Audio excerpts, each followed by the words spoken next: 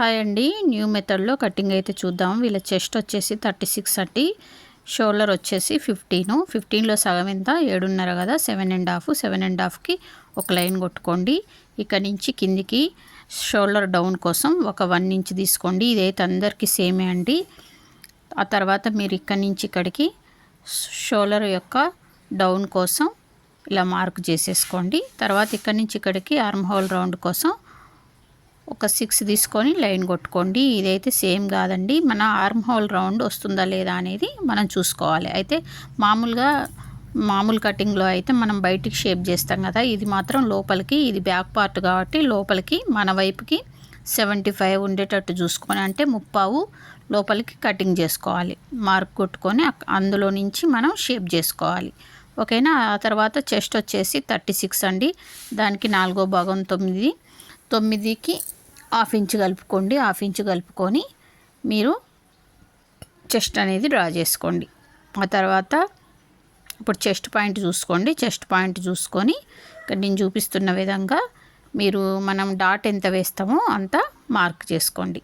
Mark చేసుకున్న తర్వాత ఇప్పుడు చూడండి, ఇక్కడ అనేది షేప్ ఏం చేయాల్సిన అవసరం లేదు. ఇప్పుడు ఈ డాట్ దగ్గర మనం కటింగ్ చేసినప్పుడు పేపర్ అయినా సరే, క్లాత్ అయినా సరే మనకి అక్కడ షేప్ వచ్చేస్తుంది అనమాట. ప్రత్యేకంగా షేప్ చేయాల్సిన అవసరం లేదు. ఇక్కడ వచ్చేసి ఆర్మ్ హోల్ రౌండ్ వస్తుందా లేదా ఒకసారి చూసుకోండి. అయితే బ్యాక్ పార్ట్లో హాఫ్ ఇంచ్ ఎగస్ట్రా తీసుకోవాలి షోల్డర్ దగ్గర. ఇది తప్పకుండా అన్ని సైజులకు తీసుకోవాలి. ఓకేనా. అన్ని సైజులకు హాఫ్ ఇంచ్ మాత్రమే తీసుకోవాలి. ఆ తర్వాత మీరు నెక్ వైపు పై వైపు 2 ఇంచెస్ పెట్టుకోండి, కింది వైపు 2 ఇంచెస్ పెట్టుకోండి. అయితే ఇక్కడ షోల్డర్ ఎందుకు జారదు అంటే, మనం మామూలు నార్మల్ కటింగ్లో అయితే షోల్డర్ వైపు మనకి ఎంత మైనస్ చేయాలో డీప్ నెక్ను బట్టి మనం షోల్డర్ వైపు మైనస్ చేస్తాం. కానీ ఇక్కడ మాత్రం నెక్ వైపు మైనస్ చేస్తాం అన్నమాట. ఇక్కడ నేను 2 ఇంచెస్ మైనస్ చేసేలాగా మార్కు పెట్టుకున్నాండి. అక్కడి నుంచి మీరు డాట్ మార్క్ ఉంది కదా, డాట్స్ వేసే మార్క్ వరకు ఒక లైన్ కొట్టుకోవాలి. లైన్ కొట్టుకున్న తర్వాత అక్కడి నుంచి అక్కడికి కటింగ్ చేసుకోవాలి. కటింగ్ చేసుకొని సెట్టింగ్ చేసేసుకోవాలండి. ఆ తర్వాత ఇప్పుడు మనకు కావాల్సిన షోల్డర్ వచ్చిందా లేదా ఒకసారి చూసుకోవాలి. చూసుకున్న తర్వాత మీకు నెక్ ఎంత కావాలో అంత పెట్టేసుకోండి.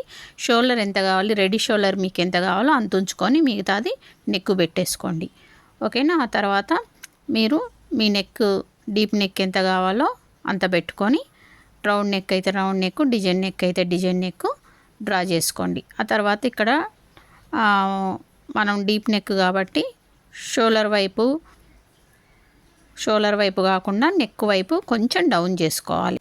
ఇక్కడ నడుము దగ్గర షేప్ చేయాల్సిన అవసరం లేదండి, అదే కటింగ్లో వచ్చేస్తుంది. ఓకేనా.